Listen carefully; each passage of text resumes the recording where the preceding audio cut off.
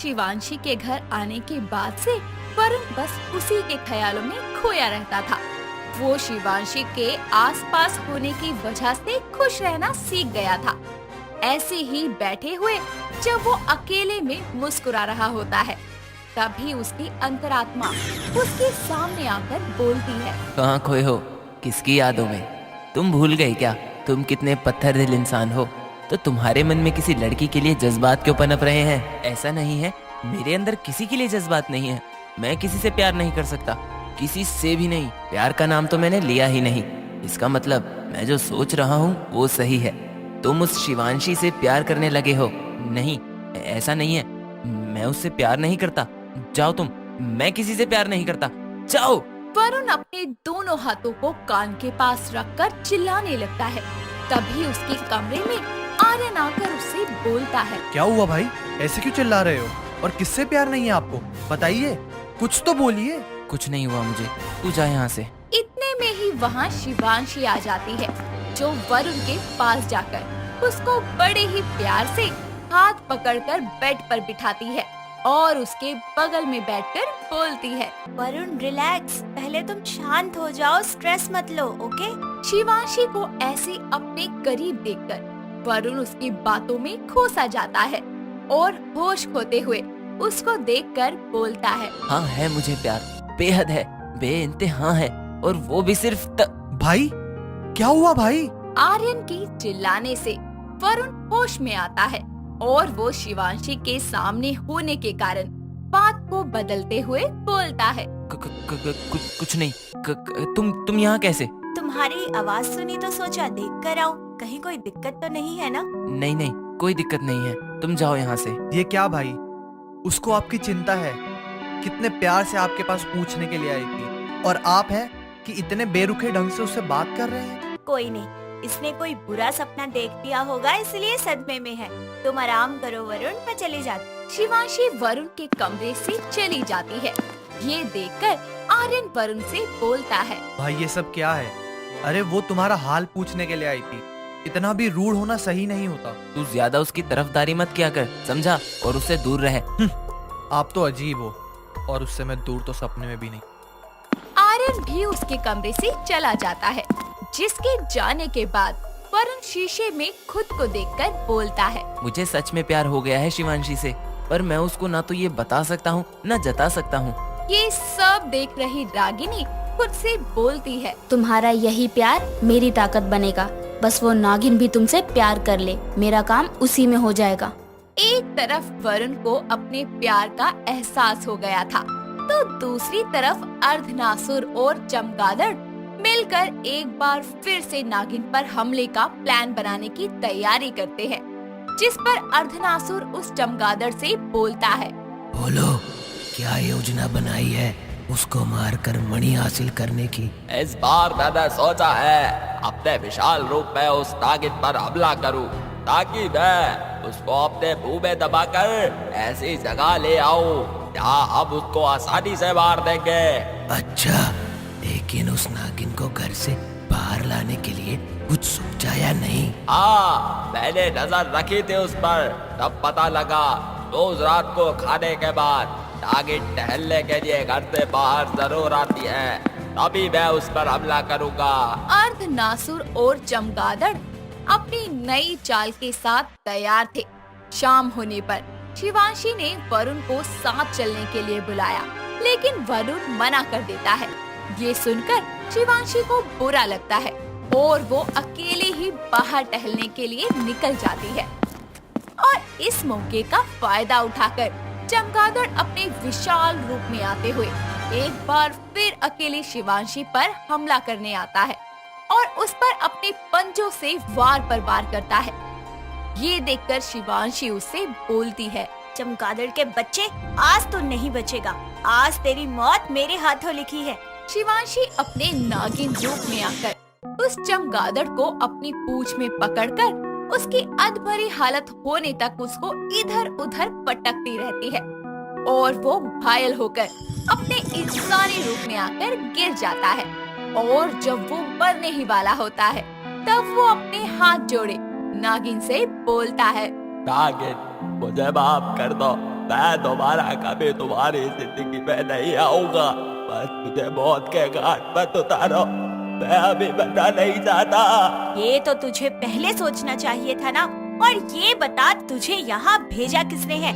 आखिर मेरे नागिन होने का राज किसको पता है? बता मुझे, वरना आज के आज अभी तुझे मार दूंगी। अर्धनासुर, राक्षसों का राजा अर्धनासुर है, जिसने मुझे यहाँ बुलाया तुमको मारने के लिए। अर्धनासुर, बहुत हो गई ये लुका छुपी। अब तुम ज्यादा देर तक जीवित नहीं रह सकते। ये नागिन मणि पर उठने वाली हर बुरी नजर का अंत कर देगी। शिवांशी चमगादड़ को मौत के घाट उतार कर वापस से अपने इंसानी रूप में आकर अपने घर लौट आती है, जहां वरुण उसको देखते ही गले लगाकर बोलता है, कहाँ थी तुम? पता है मैं कितनी देर से परेशान था। तुमको ढूंढ ढूंढ कर मैं पागल हुए जा रहा था। तुमने कहा था टहलने जा रही हो, लेकिन यहाँ तो तुम थी ही नहीं। तुम्हें इतने फिक्र क्यों हो रही है मेरी? जब मैंने कहा था कि मेरे साथ टहलने चलो, तब तो ईगो में आकर तुम ना कर दिया और अभी झूठी फिक्र जता रही हो। कुछ झूठा नहीं है, ना मेरी फिक्र ना मेरा प्यार। प्यार क्या? अरे पूरा बोलोगे या फिर तब बोलोगे जब मैं किसी और की हो जाऊंगी? किसी और की मतलब ये कि मेरे पापा मेरी शादी के लिए रिश्ता ढूंढ रहे हैं। जल्दी मेरी शादी हो जाएगी। शिवांशी इतना बोलकर अंदर चली जाती है और ये सब सुनकर वरुण खुद से बोलता है, शिवांशी किसी और की? नहीं नहीं, ये नहीं हो सकता। मैं उससे प्यार करता हूँ और मैं ही उससे शादी करूँगा। आखिरकार वरुण खुद से अपने प्यार को स्वीकार कर लेता है, लेकिन उसकी ये बातें दूर खड़ा आर्यन सुन लेता है, जो ये सब सुनकर अपनी आंखों में आंसू लेकर बोलता है, नहीं भाई, इस बार नहीं। बचपन से आज तक आप बड़े हो, इसलिए मैंने हर चीज आपके लिए कुर्बान कर दी, पर अब नहीं। मैं शिवांशी से प्यार करता हूँ और मुझे वो किसी भी कीमत पे चाहिए। इस बार मैं अपने प्यार की कुर्बानी नहीं दूंगा आपके लिए। आर्यन और वरुण शिवांशी से प्यार करते थे, जिसके कारण ना चाहते हुए भी दोनों भाइयों के बीच दरार पड़ चुकी थी। और ये सब तमाशा देख रही रागिनी अपने रागेश्वरी रूप में आकर बोलती है, इसी पल का तो मुझे इंतजार था। अब शिवांशी के कारण दो भाइयों में आई दरार एक की मौत का कारण बनेगी और इसकी जिम्मेदार होगी ये नागिन। अब कैसे बचाएगी ये नागिन अपने एक आशिक को दूसरे के हाथों? मौत तो होगी, और किसकी होगी ये भी मैं जानती हूँ। रागेश्वरी को अपने प्लान में कामयाबी होती हुई नजर आ रही थी, क्योंकि आर्यन रसोई से चाकू लेकर अपने कपड़ों में छुपाते हुए खुद से बोलता है, अगर भाई मान गए तो ठीक, पर ना किसी भी तरीके से मुझे उनसे शिवांशी को तो लेना ही पड़ेगा। एक तरफ आर्यन वरुण की तरफ अपने खौफनाक इरादों के साथ बढ़ रहा था, तो दूसरी तरफ वरुण हाथों में गुलाब लिए शिवांशी को ढूंढते हुए बोलता है, आज मैं शिवांशी को सब सच बता दूंगा। मैं उसको अपनी आंखों के सामने किसी और का होते नहीं देख सकता। मैं उससे प्यार करता हूँ और वो भी मुझसे करती है, इसीलिए मिलन तो हम दोनों का ही होगा। लेकिन आज आखिर ये लड़की है कहाँ? वरुण शिवांशी को ढूंढ रहा था, तो आर्यन वरुण को इस बीच अर्धनासुर को चमगादड़ की मौत की खबर लगती है, जिसके चलते वो गुस्से में चिल्लाते हुए बोलता है, नागिन, तूने मेरे भेजे राक्षस को मारकर मुझे सीधी चुनौती दी है, और मैं जानता हूँ कि अब तक तुझे ये भी पता लग गया होगा कि तेरे ऊपर हमला कराने वाला कौन है। कुछ ऐसा करना होगा कि तेरी इस चुनौती का जवाब तुझे खुद मिले। मेरे इस नए राक्षस के वार से तू क्या, तेरी 7 पुश्तें भी नहीं बच पाएंगी। इसका सामना करके अगर इससे बच गई तो मेरे से मिलने का समय आ जाएगा। अर्धनासुर अपनी आंखें बंद करके मंत्रों का उच्चारण शुरू करता है और फिर तेज रफ्तार के साथ एक शक्तिशाली बैल दौड़ता हुआ आता है और अर्धनासुर के बेहद करीब आकर रुक जाता है। ये देखकर अर्धनासुर बोलता है, आओ मेरे मित्र विश्वासुर, तुम मेरी आखिरी उम्मीद हो। तुम्हारे अलावा मैं अब किसी पर इतना भरोसा नहीं कर सकता। अर्धनासुर के इतना बोलते ही बैल विश्वासुर अपने इंसानी रूप में आकर बोलता है, अर्धनासुर को विश्वासुर को प्रणाम। कहो दोस्त, कैसे याद किया इस मित्र को?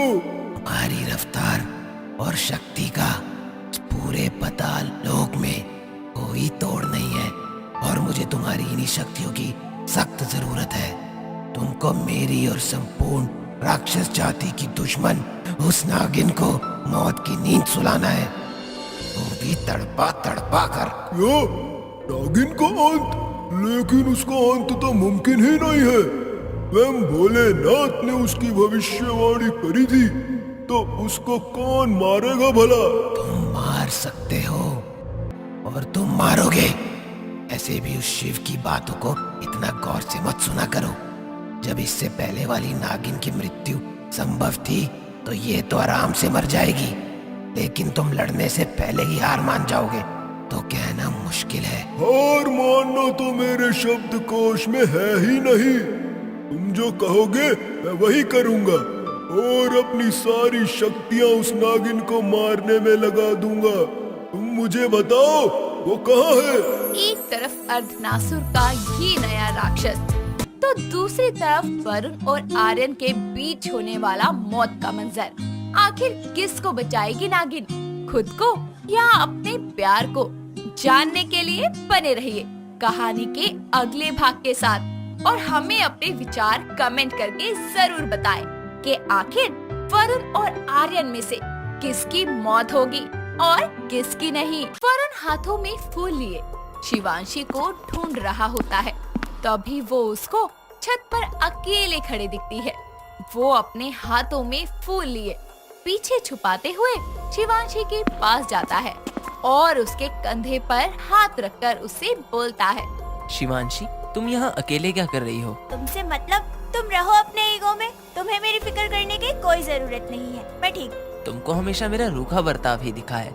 जब उसके पीछे की वजह जानोगी तो शायद समझ पाओगी कि मैं ऐसा क्यों हूँ। अच्छा तो फिर बताओ मुझे कि ऐसा क्या हुआ है तुम्हारे साथ जो तुम इतने रूखे रूखे से रहते हो, खुद में खोए रहते हो।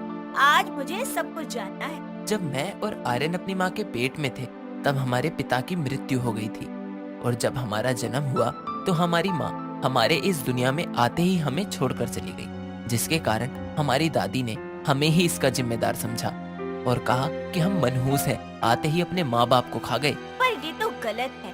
उनको समझना चाहिए था ना कि इतने छोटे से बच्चे इन सब के जिम्मेदार कैसे हो सकते हैं। मेरी दादी ने कभी ये नहीं समझा और हमेशा हम दोनों भाइयों से नफरत ही करी। बचपन से ना माँ बाप का प्यार मिला ना दादी का, इसीलिए मैं ऐसा हूँ। मुझे लोगों से घुलना मिलना पसंद ही नहीं है, सब मतलबी लगते हैं मुझे। शिवांशी वरुण की बातों में छुपे अकेलेपन को महसूस करके उसको गले लगाकर उससे बोलती है, तुम चिंता मत करो वरुण, तुम अकेले नहीं हो, मैं हूँ ना तुम्हारे साथ।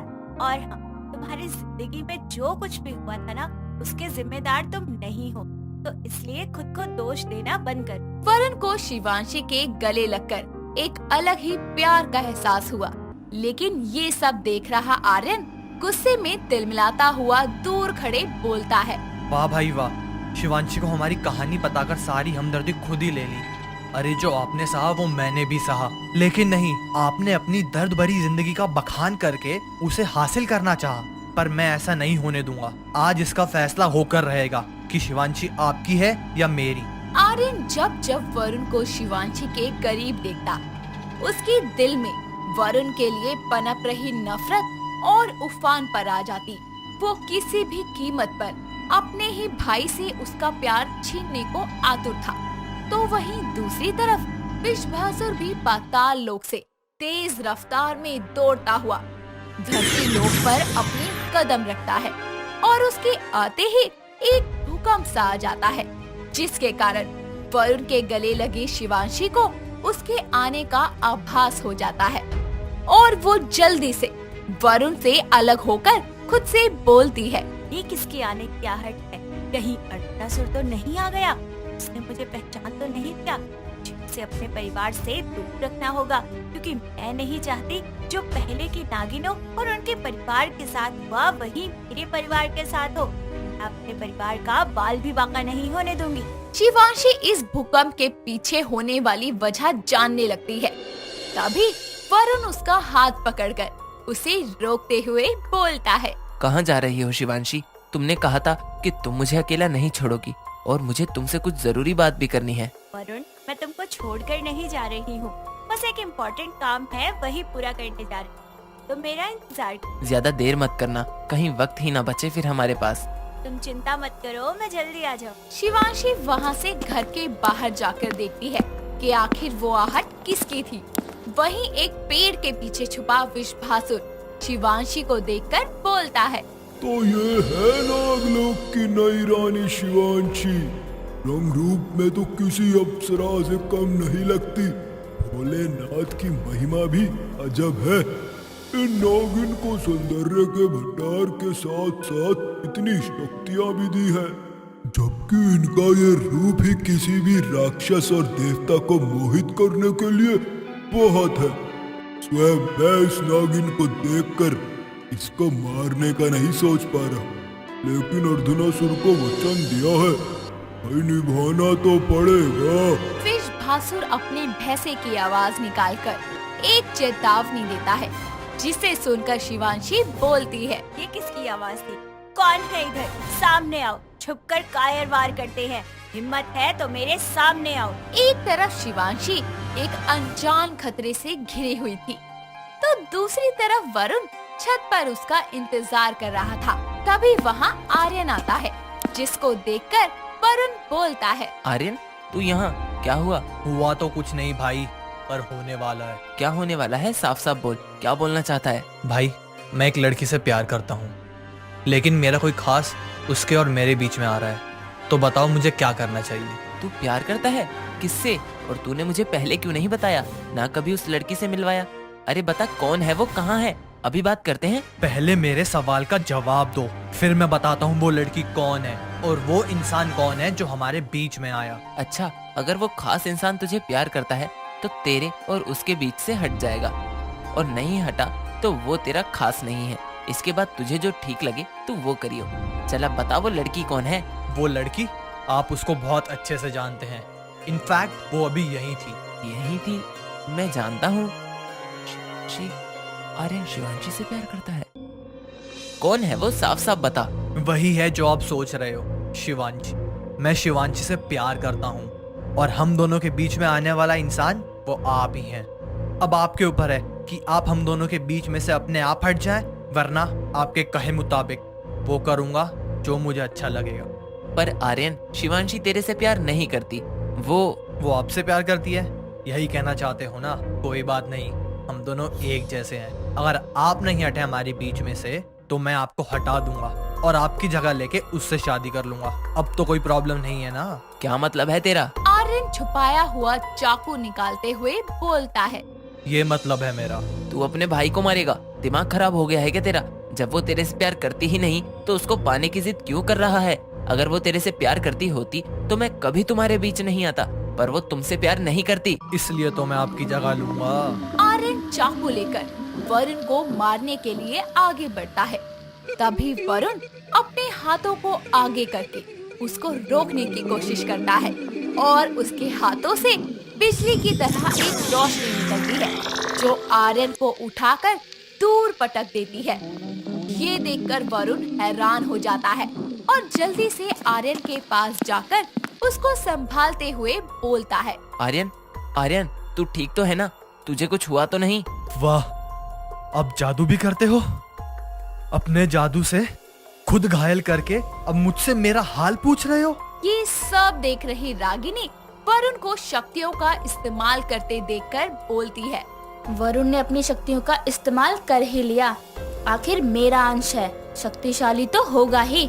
शिव की भविष्यवाणी के वक्त मैंने अपने इस अंश को मीना के गर्भ में प्रवेश करवाया, जिसके कारण उसके गर्भ में 2 बच्चे आए, एक इंसानी और एक मेरा।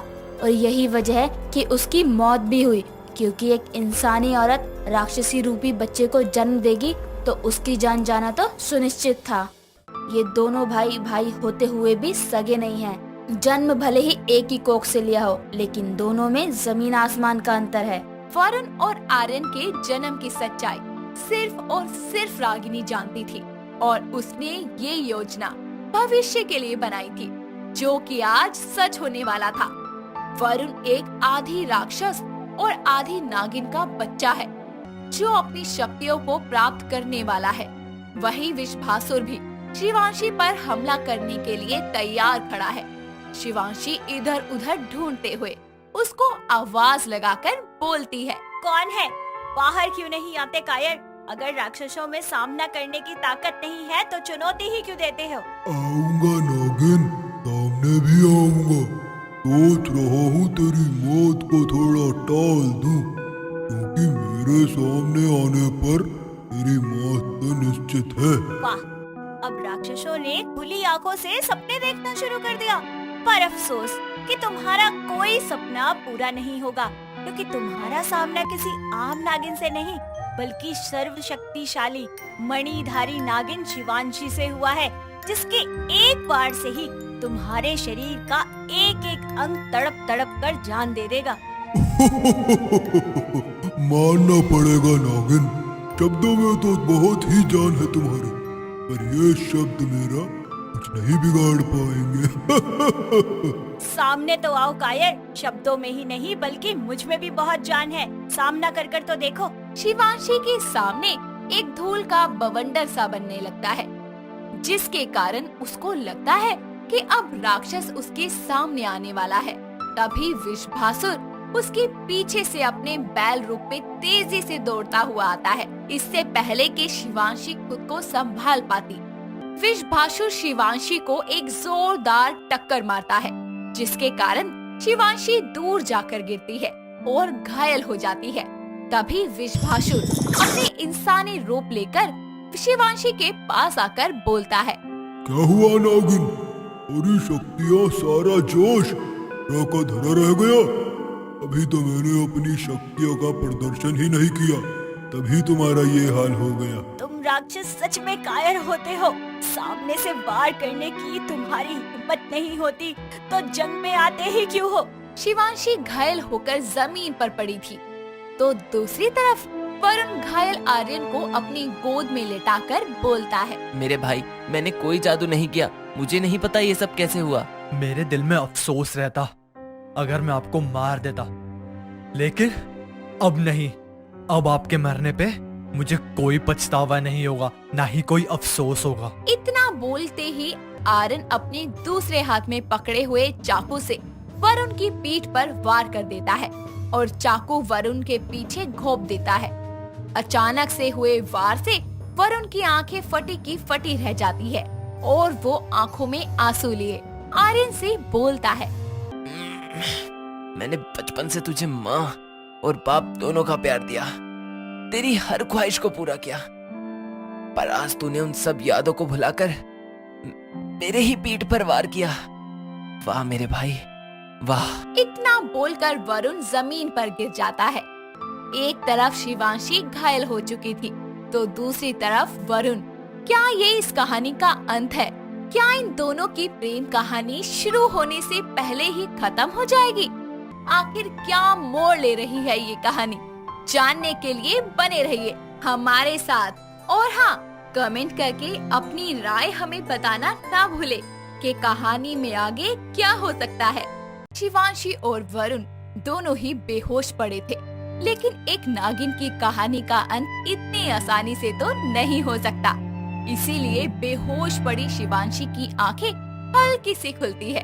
तभी वो अपने मुंह से भगवान भोले शंकर का ध्यान करते हुए बोलती है। ओम नमः शिवाय, ओम नमः शिवाय। शिवांशी के भोलेनाथ को याद करते ही वो आंखें बंद करती है और उसके स्वप्न में भोलेनाथ प्रकट होकर उससे बोलते हैं। पुत्री, तुमने ये जन्म इतनी आसानी से मृत्यु को गले लगाने के लिए नहीं लिया।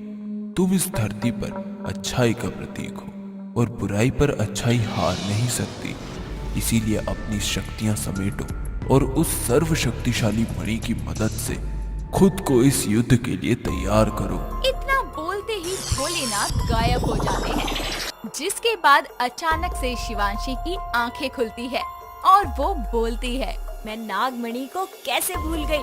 वो तो हर पल मेरे पास ही है। उसकी मदद से मैं वापस से अपनी सारी शक्तियाँ हासिल कर लूंगी और विश्वासुर के सामने लड़ाई करने के लिए फिर से तैयार हो जाऊंगी। अब वक्त आ गया है मणि को सामने लाने का। शिवांशी अपने हाथों को जोड़कर मणि को याद करती है और अचानक उसके गले में डले लॉकेट में से दिव्य प्रकाश उठता है और उसमें से मणि बाहर निकलकर शिवांशी के हाथों में आ जाती है, जिसके बाद वो उस मणि को अपने माथे से लगाती है और फिर वो अपने विशाल नागिन रूप में आकर विषभासुर के सामने खड़ी हो जाती है। ये देखकर विषभासुर बोलता है, अच्छा तो नागिन, इस मणि को तू अपने गले में लटका कर घूमती रही और किसी को पता भी नहीं चला, लेकिन अब इस मणि को मैं हासिल करके रहूंगा। शिवांशी एक बार फिर से हाथ जोड़कर ध्यान करती है और वो मणि वापस से शिवांशी के लॉकेट में समाहित हो जाती है, जिसके बाद वो आंखें खोलकर बोलती है, तू और तेरे राक्षस जाति के किसी भी राक्षस में इतनी ताकत और क्षमता नहीं है जो मुझसे मेरी नागमणि छीन पाए। अरे तुम जैसे लोग तो पीछे से वार करते हैं, पर आज मैं तुम पर सामने से वार करूंगी। अब तुम्हारे किसी भी वार का मुझ पर कोई असर नहीं होगा। शिवांशी अपने हाथों से विषभासुर पर वार करती है, लेकिन वो अपने बैल रूप में आकर इधर उधर भागने लगता है और शिवांशी का एक भी वार उसको नुकसान नहीं पहुंचा पाता। वहीं दूसरी तरफ वरुण को घायल देखकर दूर खड़ी रागेश्वरी अपनी शक्तियों का इस्तेमाल करके वरुण को होश में लाने के लिए अपने हाथों से एक किरण को वरुण पर भेजते हुए बोलती है, तुम मेरे अंश हो वरुण, इतनी आसानी से नहीं मर सकते।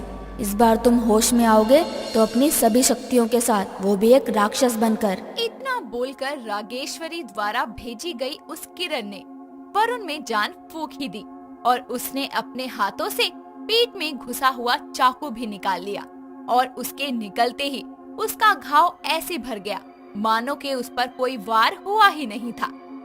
ये देखकर आर्यन बोलता है, ये कैसे हुआ? आपको तो चाकू लगा था और आप बेहोश हो गए थे, और आप ये अचानक से होश में कैसे आ गए? और ये जो आपके पीछे घाव था वो कहाँ गायब हो गया? सच बताओ, तुम कौन हो? तुम मेरे भाई नहीं हो सकते, तुम कौन हो? भाई? कैसा भाई? तुमने अपने भाई को चाकू मार के मार डाला। अब जो उठा है वो तुम्हारा भाई नहीं, रागेश्वरी का बेटा वरुण है। वरुण। ये रागेश्वरी कौन है? हमारी माँ का नाम मीना था भाई, ये रागेश्वरी नहीं। मीना वो औरत थी जिसकी कोख का इस्तेमाल मेरी माँ ने किया मुझे इस दुनिया में लाने के लिए।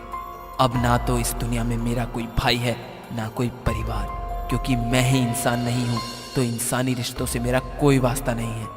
अब तुम्हें भी तुम्हारे किए की सजा मिलेगी जो तुमने कुछ देर पहले किया, मुझे चाकू मारकर। वरुण की आंखों में अब कोई सहानुभूति नहीं थी, बल्कि थी तो बस आग, वो भी बदले की आग। वो बिना आर्यन को हाथ लगाए ही अपनी शक्तियों से इधर उधर पटकना शुरू करता है। आर्यन उससे हाथ जोड़कर अपनी जान की भीख मांगता है, लेकिन वरुण बिना हमदर्दी दिखाए उसको बेरहमी से इधर उधर फेंकता रहता है। वहीं शिवांशी के इतने प्रयासों से भी विषभासुर घायल नहीं हुआ तो उसने अपनी लंबी पूंछ फैला दी, जिसके कारण भागता हुआ बैल अचानक से पूंछ आने के कारण खुद को संभाल नहीं पाया और टकराकर दूर रगड़ता हुआ गिर जाता है। ये देखकर शिवांशी अपने नागिन रूप में ही उसके पास जाकर बोलती है, क्या हुआ विषभासुर? एक नागिन से उलझने चले थे? शायद तुम भूल गए कि बुराई कितनी भी ताकतवर क्यों ना हो, देर सवेर अच्छाई के सामने उसे घुटने टेकने ही पड़ते हैं। ओ नागिन, तू जितना भी खुश हो ले अपनी जीत पर, लेकिन इस युद्ध का अंत तो मेरी हार से ही होगा। सी जल गई पर बल नहीं गया। लगता है तुम्हें मौत की गोद में सोने की कुछ ज्यादा ही जल्दी है।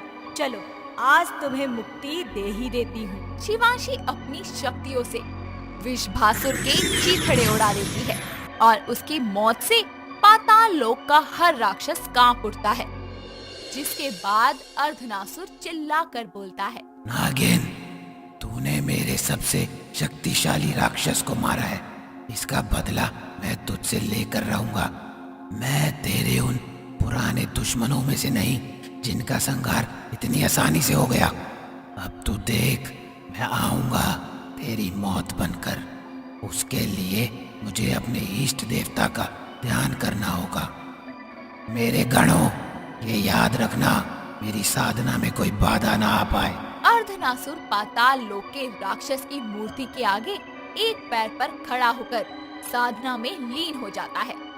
और वहीं दूसरी तरफ वरुण ने आर्यन को पटक पटक कर अधमरा कर ही दिया था और अब वो उसको मारने के लिए उस पर एक लोहे की कुल्हाड़ी से अंतिम वार करने ही वाला होता है कि तभी वहाँ शिवांशी आ जाती है और वरुण को रोकते हुए बोलती है, रुक जाओ वरुण। शिवांशी की आवाज वरुण के कानों में पड़ते ही उस पर छाई राक्षसी शक्ति का प्रभाव पूरी तरह हट जाता है और वो अपने हाथ में कुल्हाड़ी देखकर बोलता है, ये कुल्हाड़ी मेरे हाथ में क्या कर रही है? तुम पागल हो गए हो? दिमाग ठिकाने पर नहीं है क्या तुम्हारा? क्या हाल कर दिया तुमने इस बेचारे का। शिवांशी अधमरे आर्यन का सर जैसे ही अपनी गोद में रखती है तो वरुण उसका चेहरा देखकर उसके पास आता है और आंखों में आंसू लिए बोलता है, आर्यन, आर्यन ये क्या हुआ? किसने किया ये सब आर्यन? दूर हो जाओ इससे। इसकी हालत के जिम्मेदार तुम ही हो। मैंने अपनी आंखों से देखा है सब कुछ। अगर मैं थोड़ा और देर कर देती तो तुम तो इसे मार ही देते। छी वरुण छी, मुझे शर्म आती है कि मैंने तुमसे प्यार किया। तुम पागल हो गई हो। आर्यन मेरा भाई है, मैं इसके साथ ऐसा क्यों करूँगा? तुम मेरे भाई नहीं हो सकते। आर्यन इतना बोलते ही बेहोश हो जाता है। ये देखकर शिवांशी उसको अकेले ही उठाकर ले जाने की कोशिश करती है तो वरुण उसकी मदद करने लगता है। ये देखकर शिवांशी उससे बोलती है, मैंने कहा ना दूर हो जाओ इससे। अरे तुम जैसा इंसान मैंने आज तक नहीं देखा। जो भाई हमेशा तुम्हारे साथ रहा, जिसने हमेशा तुम्हारा भला सोचा, तुमने उसी की जान लेनी चाहिए। अरे ऐसी भी क्या आफत आ गई थी जो तुम ये सब करने के लिए मजबूर हो गए। शिवांशी की ये बात सुनकर वरुण याद करने लगा कि आखिर ऐसा क्या हुआ था। तब उसको याद आया कि आर्यन ने उसके पीठ पर चाकू मारा था। वो ये याद करते हुए बोलता है, शिवांशी मैं गलत नहीं हूँ, मेरा यकीन करो। मुझे नहीं पता मैंने ऐसा क्यों किया, पर पहले आर्यन ने मुझे चाकू मारा था। मेरी पीठ पर देखो। वरुण के पीछे चाकू का कोई निशान नहीं होता, कोई घाव नहीं, कोई खून नहीं। ये देखकर शिवांशी बोलती है, अरे और कितना झूठ बोलोगे? मैं तुमसे बात ही क्यों कर रही हूँ? हटो मेरे सामने से, मुझे मेरे दोस्त की जान बचानी है। शिवांशी आर्यन को नीचे लेकर जाती है और उसका परिवार डॉक्टर को बुला लेता है, जहाँ डॉक्टर एक कमरे में आर्यन के जख्मों पर मरहम पट्टी कर रहे होते हैं। तो वही वरुण छत पर खुद को कोसते हुए थप्पड़ मारकर बोलता है, क्यों क्यों क्यों? आखिर मैंने अपने ही भाई को क्यों मारा? उसने मेरे चाकू मारा, इस बारे में कोई बात नहीं की गई। क्या था मेरा कसूर? प्यार करना ना। शिवांशी से मैंने भी प्यार किया, उसने भी, लेकिन शिवांशी ने मुझसे किया। इसमें मेरी क्या गलती? इस वजह से ही मेरा भाई मेरी जान लेने यहाँ आया, लेकिन वो किसी को नहीं दिखा। पर अब शिवांशी मेरे से नफरत करेगी। वरुण अपनी किस्मत पर रो रहा होता है, लेकिन तभी उसके सामने उसकी माँ रागेश्वरी आती है, जिसे देखकर वो बोलता है, कौन हो तुम? मैं हूँ तुम्हारी माँ रागेश्वरी। चुप रहो, तुम तो कोई राक्षस लग रही हो और मैं एक इंसान हूँ। तुम मेरी माँ कैसे हो सकती हो?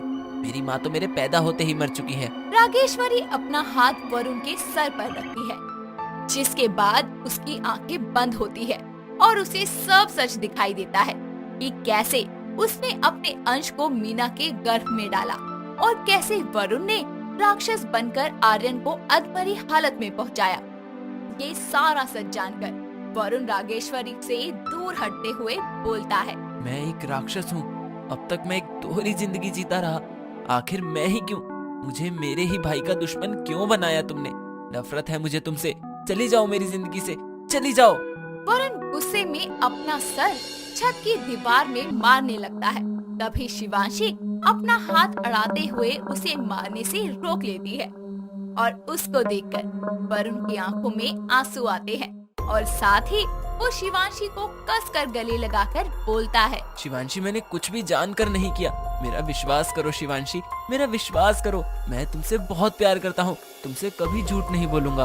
वरुण शिवांशी की बाहों में बेहोश हो जाता है, जिसके कारण उसकी वजन से शिवांशी के गले में लटका लॉकेट टूटकर वहीं छत पर गिर जाता है, जिसका पता शिवांशी को नहीं लगता और वो वरुण को लेकर नीचे कमरे में आ जाती है।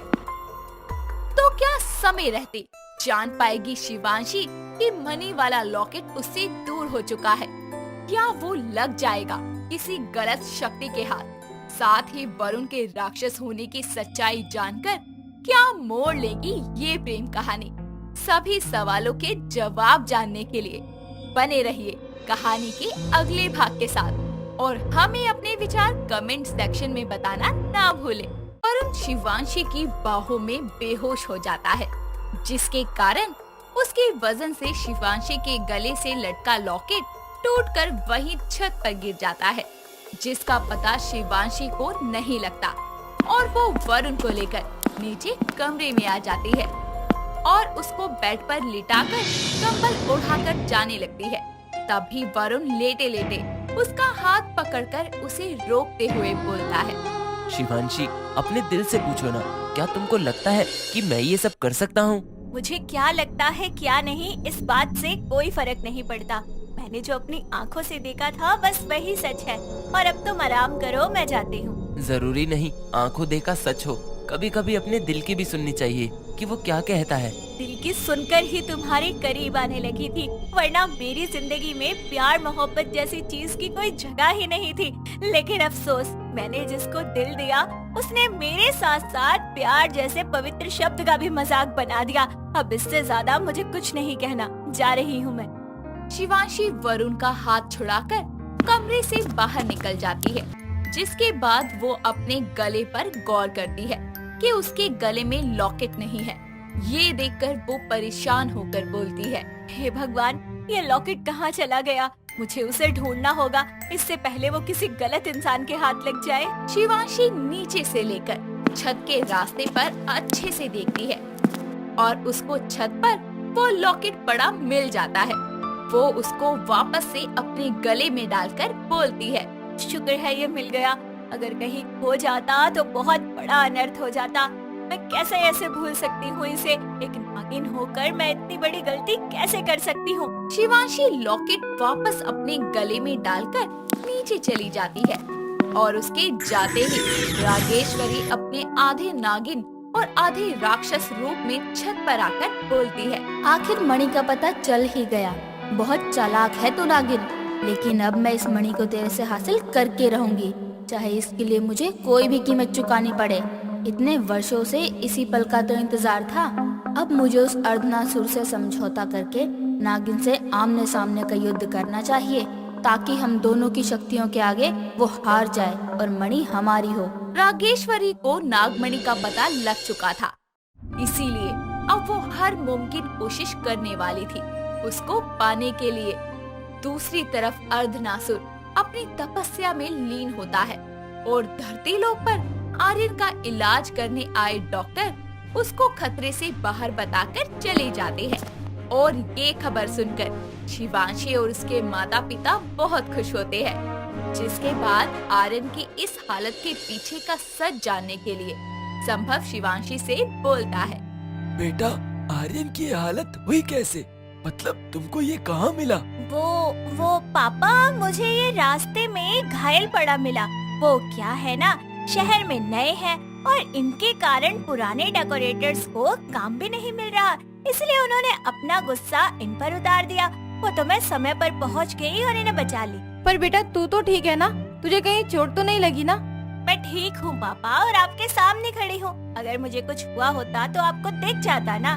मैं ठीक हूँ, चिंता मत कीजिए, आप बस आर्यन का ख्याल रखिए। शिवांशी ने आर्यन की हालत के बारे में अपने माँ बाप से झूठ बोला और ये सब दरवाजे पर खड़ा वरुण सुन लेता है, जो वापस अपने कमरे में जाकर बोलता है, शिवांशी ने मेरे लिए झूठ बोला, इसका मतलब उसको अब भी मुझसे प्यार है और मेरे पर यकीन है कि मैंने ये नहीं किया। पर सच तो यही है कि मैंने किया, लेकिन अपने होश में नहीं, बल्कि उस रागेश्वरी की बातों और शक्तियों में आकर। एक तरफ वरुण अपने राक्षस होने पर अपनी माँ को कोस रहा होता है, तो वहीं अपने परिवार के बीच रागिनी मौसी को ना पाकर शिवांशी अपनी माँ से बोलती है, माँ, रागिनी मौसी कहाँ है? काफी देर से दिख नहीं रही वो। बेटा मैंने भी नहीं देखा उसे काफी देर से। सुनिए जी, जरा रागिनी को कॉल तो करो। ठीक है। संभव रागिनी को कॉल करता है, जिसके बाद वो उससे पूछता है कि वो कहाँ है। जो सच उसके सामने आता है, उसको सुनकर वो हैरान हो जाता है। उसके चेहरे के हाव भाव उड़ जाते हैं। ये देखकर शिवांशी बोलती है, क्या हुआ पापा, बताइए ना मासी कहाँ है वो? रागिनी ने बोला वो तो अपने घर है, यहाँ तो वो आई ही नहीं पिछले 1 साल से। क्या दीदी मजाक कर रही होगी? अरे वो बहुत मजाकिया है। नहीं, उसने अपने बेटे से बात करवाई। अगर वो मजाक करती तो इतनी जल्दी अपने घर नहीं पहुंच सकती थी। इसका मतलब जो औरत हमारे साथ रागिनी मासी बन के रह रही थी वो कोई बहरूपी थी? आखिर ये कौन आ गई जो मेरे ही घर में घुसकर मेरे सामने रहकर मेरी आंखों में धूल झोंकती रही? रागिनी का सच जानना भी शिवांशी के लिए एक बहुत बड़ी चुनौती बनकर आया था। तो वहीं रागिनी का रूप छोड़कर रागेश्वरी अब अपने राक्षसी अवतार में पाताल लोक में आ जाती है, जहां वो अर्धनासुर को तपस्या में खोया देखकर बोलती है, ओ आधे सर कटे राक्षस, सुन मेरी बात, मणि का पता चल गया है। आ मेरे साथ उस नागिन को मारकर अपने मकसद में कामयाब हो जाएं। सुन रहा है तू अर्धनासुर? रागेश्वरी के लाख बुलाने पर भी अर्धनासुर अपनी तपस्या नहीं रोकता, जिसके कारण रागेश्वरी गुस्से में बोलती है, तुझे मेरा साथ नहीं देना तो मत दे अर्धनासुर, नागमणि तो मैं हासिल करके रहूंगी, वो भी अपने अंश, अपने बेटे को हथियार बनाकर। फिर मैं देखती हूँ कौन ज्यादा शक्तिशाली होगा, तू या मैं। रागेश्वरी पाताल लोक से वापस धरती लोक पर अपने सामान्य रूप में आकर वरुण के कमरे में आती है और उसको देखकर वरुण गुस्से में बोलता है, तुम फिर आ गई? अरे शर्म नहीं आती? मैंने कहा था ना तुमको कि मुझे तुम्हारी शक्ल भी नहीं देखनी। तुमको पसंद हो या ना हो, लेकिन मैं तुम्हारी माँ हूँ और तुमसे मिलने आती रहूंगी मेरे बेटे। चुप रहो, माँ शब्द का मतलब भी पता है तुमको? तुम कभी माँ बन ही नहीं सकती, क्योंकि तुम्हारे पास माँ का दिल नहीं, एक राक्षस का दिल है जिसमें ममता कभी पनप नहीं सकती। मैं तुम्हारी माँ हूँ और तुम मेरे बेटे हो, एक आधे राक्षस और आधे नाग हो तुम वरुण। ये सच्चाई कोई नहीं बदल सकता, कोई भी नहीं। वरुण अपनी माँ रागेश्वरी से ऊंची आवाज में बात कर रहा होता है, जिसके कारण उसके कमरे के पास से गुजर रही शिवांशी कमरे से आने वाली आवाजें सुनकर बोलती है, इस कमरे में तो वरुण अकेला है, फिर ये बात किससे कर रहा है? देख कर आती। शिवांशी वरुण के कमरे में जाती है और उसके वहाँ आते ही रागेश्वरी गायब हो जाती है और कमरे में किसी और को ना पाकर शिवांशी वरुण से बोलती है, कौन था यहाँ? किससे बात कर रहे थे तुम? यहाँ तुम्हारे और मेरे सिवा कोई नहीं है। वरुण कुछ छुपाओ मत, साफ साफ बताओ कि बात क्या है, क्योंकि मैंने तुम्हारे कमरे से किसी और की आवाज भी सुनी थी। यहाँ थी मेरी माँ, और बताऊँ मैं एक राक्षस हूँ, बस खुश। मैं मजाक नहीं कर रही हूँ, सच बताओ कि बात। अब तुमको मेरी हर बात मजाक लगती है तो मैं क्या करूँ? मैं तो पागल हो चुका हूँ। सच बोलूँ तो कोई यकीन नहीं करता, झूठ बोलूँ तो यकीन कर लेते हैं। तुम भी इस दुनिया के लोगों की तरह हो गई हो। तुमसे बात भी करना बेकार है, पागल हो चुके हो। शिवांशी इतना बोलकर कमरे से बाहर चली जाती है और उसके पीछे से वरुण चिल्ला कर बोलता है, हाँ हूँ मैं पागल, तुम्हारे प्यार शिवांशी, तुम्हारे प्यार में। शिवांशी के जाते ही रागेश्वरी फिर से वरुण के कमरे में आती है और उसके सर पर हाथ रखकर उसकी राक्षसी शक्तियाँ उसके दिमाग पर हावी कर देती है, जिसके बाद वरुण बोलता है, कहो माँ, क्या काम करना है? बेटा, तुझे बस अपनी माँ का एक छोटा सा काम करना है। उस शिवांशी के गले में जो लॉकेट है वो मुझे किसी भी हाल में चाहिए। ठीक है माँ, हो जाएगा। वरुण पर उसकी राक्षसी शक्तियाँ हावी हो चुकी थी और वहीं दूसरी तरफ आर्यन को भी होश आ गया था।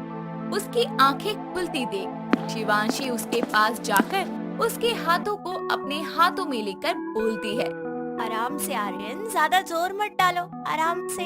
शिवांशी, मुझे तुम्हें कुछ जरूरी बात बतानी है। तुमको जो भी बताना है बाद में बताना, अभी तुम्हारा आराम करना जरूरी है, ज्यादा मत बोलो, ठीक है? नहीं, मेरी बात ध्यान से सुनो। आर्यन शिवांशी को कुछ बताता है, जिसको सुनकर शिवांशी की आंखें फटी की फटी रह जाती है और उसके पैरों तले तो जमीन ही खिसक जाती है।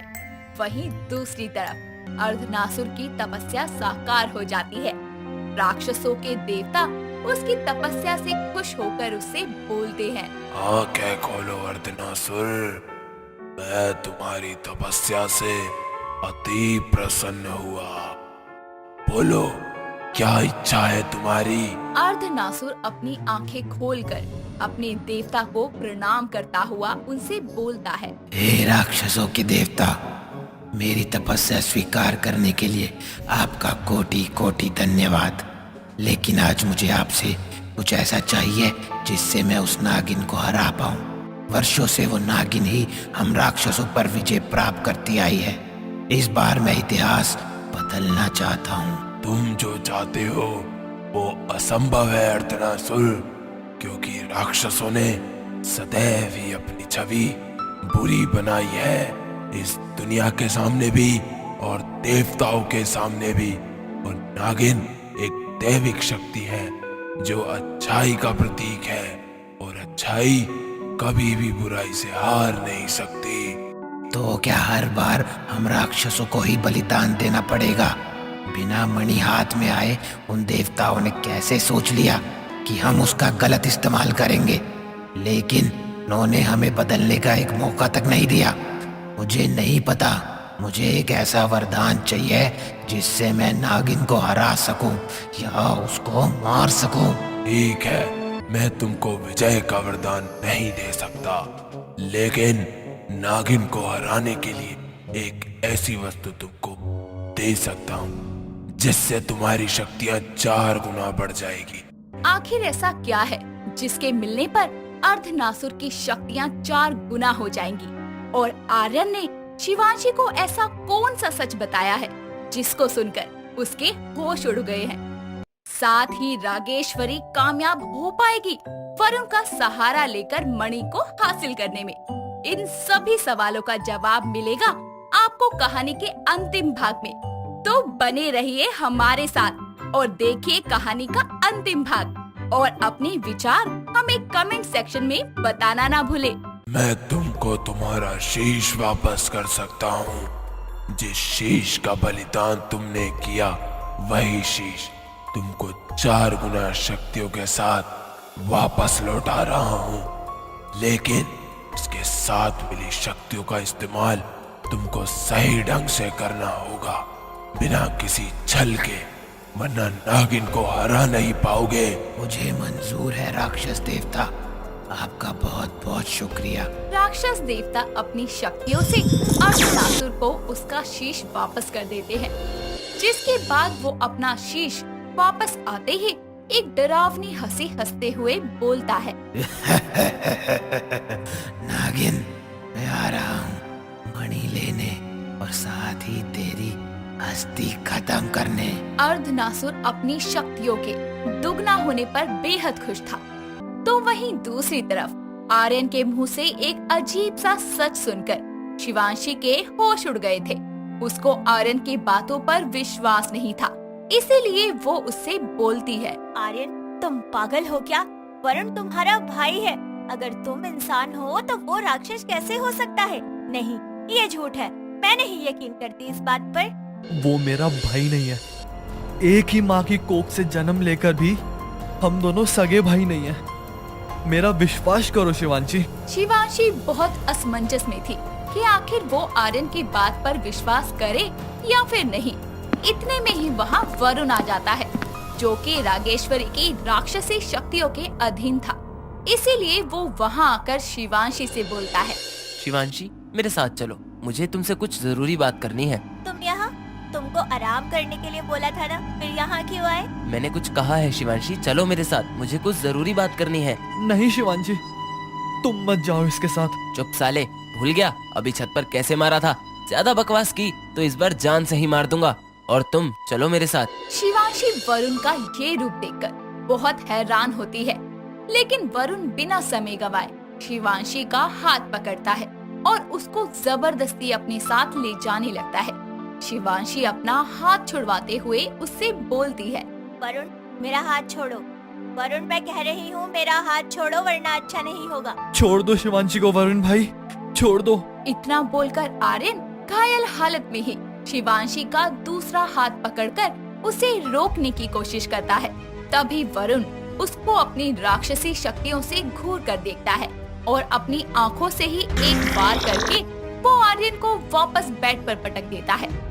ये देखकर शिवांशी बोलती है। आर्यन, वरुण, ये क्या किया तुमने और ये कैसे किया? तुम तो एक इंसान हो ना, और एक आम इंसान ये सब नहीं कर सकता। बताओ मुझे, कौन हो तुम? वरुण शिवांशी की कोई बात नहीं सुनता और उसको खींचता हुआ छत पर ले जाता है, जहाँ वो उसका हाथ छोड़कर बोलता है, तुमको जानना है ना मैं कौन हूँ? तो ठीक है, मैं बताता हूँ अपनी सच्चाई। मैं हूँ एक आधा राक्षस और आधा नाग, रागेश्वरी का बेटा। इतना बोलकर वरुण का शरीर आधे राक्षस और आधे नाग रूप में बदल जाता है, जिसको देखकर शिवांशी के पैरों तले जमीन खिसक जाती है। वो वरुण का ये रूप कभी नहीं देख पाई। उसको उससे अफसोस भी होता है, साथ ही एक राक्षस से प्यार करने की भूल का भी उसे पछतावा होता है। लेकिन वरुण की आंखों में इस वक्त कोई प्यार, कोई हमदर्दी नहीं थी। वो अपने राक्षस रूप में शिवांशी से बोलता है, तो कैसा लगा मेरा ये रूप नागिन? अब बिना समय बर्बाद किए तुम्हारे गले में जो लॉकेट है वो मुझे दे दो, ताकि मैं वो अपनी माँ को दे सकूं। कभी नहीं। एक नागिन एक राक्षस के आगे कभी नहीं झुक सकती। वो राक्षस चाहे एक इंसान ही क्यों ना हो जिससे मैंने कभी प्यार किया था। प्यार नागिनें भी प्यार करती हैं। अरे हाँ, नागिनों का पिछला इतिहास सब प्यार के चक्कर में ही बर्बाद हुई थी, और तुम भी वही भूल कर बैठी। अफसोस है मुझे तुम्हारी इस हालत पर। तुमको अफसोस करने की कोई जरूरत नहीं है, क्योंकि इस नागिन की जिंदगी में प्यार से ऊपर भी बहुत सारे फर्ज, कर्तव्य और जिम्मेदारियां हैं, जिनमें से एक है नागमणि की रक्षा करना, जो मैं अपनी आखिरी सांस तक करूंगी। फिर मेरे सामने चाहे तुम, तुम्हारी माँ, कोई भी क्यों ना हो, सब मारे जाओगे। इतना बोलकर ही शिवांशी अपने नागिन रूप में आ जाती है। फिर उन दोनों के बीच युद्ध आरंभ होता है। एक बार शिवांशी करती तो एक बार वरुण, लेकिन दोनों ही बार एक दूसरे को हराने में नाकामयाब थे। इतने में ही आसमान में बिजली की एक तेज चमक के साथ वहां प्रकट होती है रागेश्वरी, वो भी अपने राक्षसी अवतार में, जिसमें वो आधी नागिन और आधी राक्षस थी। और शिवांशी के सामने आते ही वो उससे बोलती है, नागिन, आज हमने तेरे बचने का कोई भी रास्ता नहीं छोड़ा है। तू आज मेरे या मेरे बेटे के हाथों मौत को प्राप्त होकर रहेगी। खुली आंखों से सपने देखने का शौक तुम्हारा गया नहीं रागेश्वरी? अरे तुम तो मेरी नागिन जाति की एक ऐसी प्रजाति हो जिसका खुद का कोई अस्तित्व ही नहीं है। ना तुम पूरी नागिन बनकर नाग योनि में आ पाई और ना ही राक्षस बनकर राक्षस कुल में जा पाई। सच में तुम्हारी इस बेबसी को देखकर तो मुझे बड़ा तरस आता है। बीच में ही लटकी हो तुम। बस कर नागिन, बहुत ज्यादा बोल रही है। और रही बात मेरे अधूरे होने की, तो नागमणि हासिल करके मैं सदा के लिए नाग योनि की शक्तियाँ प्राप्त करूंगी और नागलोक के साथ साथ इस पूरे ब्रह्मांड पर राज करूंगी। इतना बोलकर रागेश्वरी शिवांशी पर हमला करना शुरू कर देती है। बदले में शिवांशी भी वार करती है। अब दोनों माँ बेटे और अकेले शिवांशी सब उस पे वार करते हैं, लेकिन फिर भी शिवांशी की शक्तियों के आगे वो धीरे धीरे कमजोर पड़ते जा रहे थे।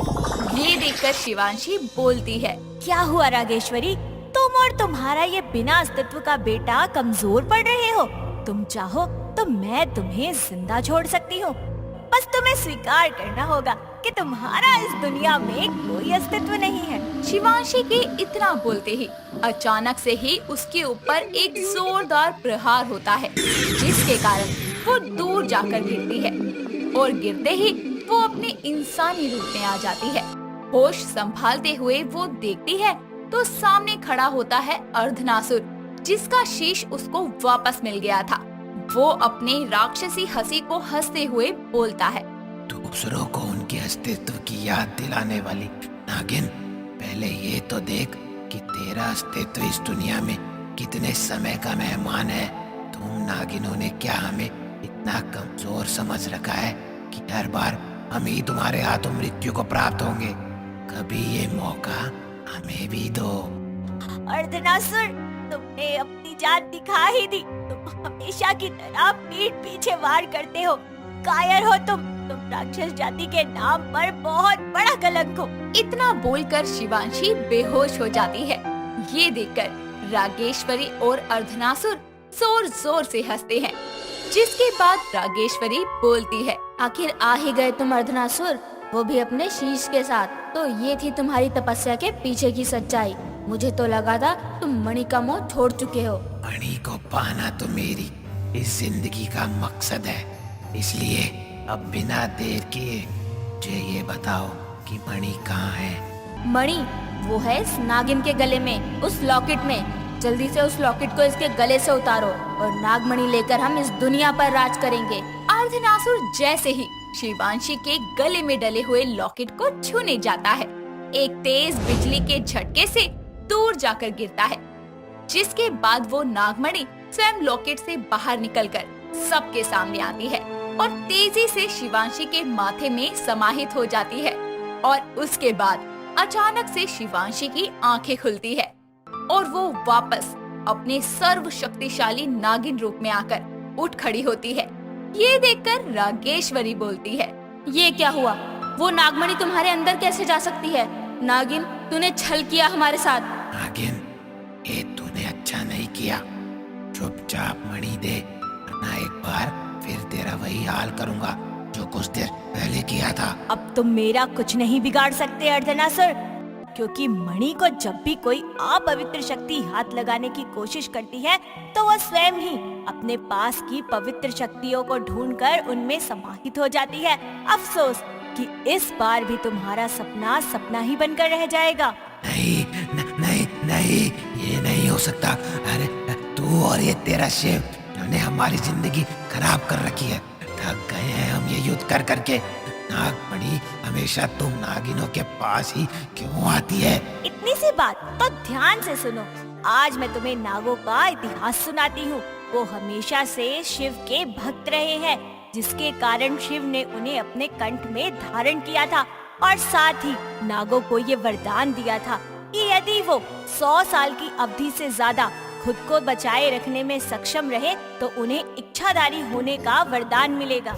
इसलिए इच्छाधारी नाग नागिन को ही मणि की रक्षा करने का दायित्व दिया गया, ताकि वो अपने इष्ट से कभी गद्दारी ना करे। और अगर यदि किसी नाग नागिन ने ये गद्दारी करने की कोशिश की तो ये पवित्र मणि स्वयं ही उसे भस्म कर देगी। मुझे तुम्हारे इतिहास में कोई दिलचस्पी नहीं है। ये मणि दे दे, वरना तुझे मार दूंगा। अर्धनासुर इतना बोलकर शिवांशी पर वार करता है, लेकिन उसका ये वार बेकार जाता है। तभी नागिन बोलती है, अर्धनासुर, याद करो तुम्हारे देवता ने क्या कहा था जब तुमने तपस्या करके उससे अपना शीश वापस लिया था? यही कि मैं तुम्हें तुम्हारा शीश वापस दे रहा हूँ, लेकिन शक्तियों का इस्तेमाल करना तुम्हारे हाथ में है। अगर तुमने छल करके अपनी शक्तियों का इस्तेमाल किया तो तुम हार जाओगे। और आज तुमने मुझ पर पीठ पीछे वार करके अपनी शक्तियों का गलत इस्तेमाल किया है, जिसकी वजह से तुम्हारे किसी भी वार का मुझ पर कोई असर नहीं होगा। तो अब तुम्हारी भलाई इसी में है कि तुम मुझसे माफी मांग लो, वरना तुम्हारी मौत आज मेरे हाथों निश्चित है। ऐसा कभी नहीं होगा। इतना बोलकर रागेश्वरी शिवांशी पर वार करने लगती है और उसकी देखा देखी अर्धनासुर भी अपने असफल प्रयास करता है। लेकिन अब इनकी मुक्ति का समय आ गया था, इसीलिए नागिन अपने शरीर को और बड़ा करते हुए दोनों को अपनी पूंछ में दबाकर उनके चीथड़े उड़ा देती है, जिसके बाद वो वरुण के नजदीक जाती है, जो अपने इंसानी रूप में डरा सहमा खड़ा होता है। वो उसके पास जाकर बोलती है, मैं जानती हूँ वरुण कि तुम दिल से बुरे नहीं हो, लेकिन एक राक्षस और एक नागिन का कभी मेल नहीं हो सकता।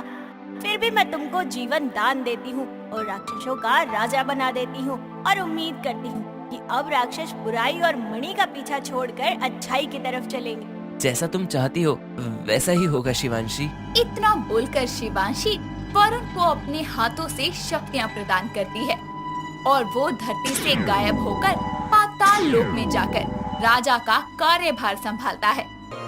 जिसके बाद शिवांशी खुद अपने इंसानी रूप में आकर अपनी सभी नागिन की शक्तियाँ मणि में समाहित करके उसको वापस से अपने लॉकेट में डालकर बोलती है, अब शायद मुझे कभी इस नागिन रूप की जरूरत ही ना पड़े और ना ही नागमणि को बचाने की नौबत आएगी, लेकिन कभी जरूरत पड़ी तो ये हमेशा मेरे गले में लॉकेट बनकर तो रहेगी। शिवांशी अपनी इंसानी दुनिया में लौट जाती है, जहाँ उसके माता पिता को कभी पता नहीं चलता कि उनकी बेटी एक नागिन थी।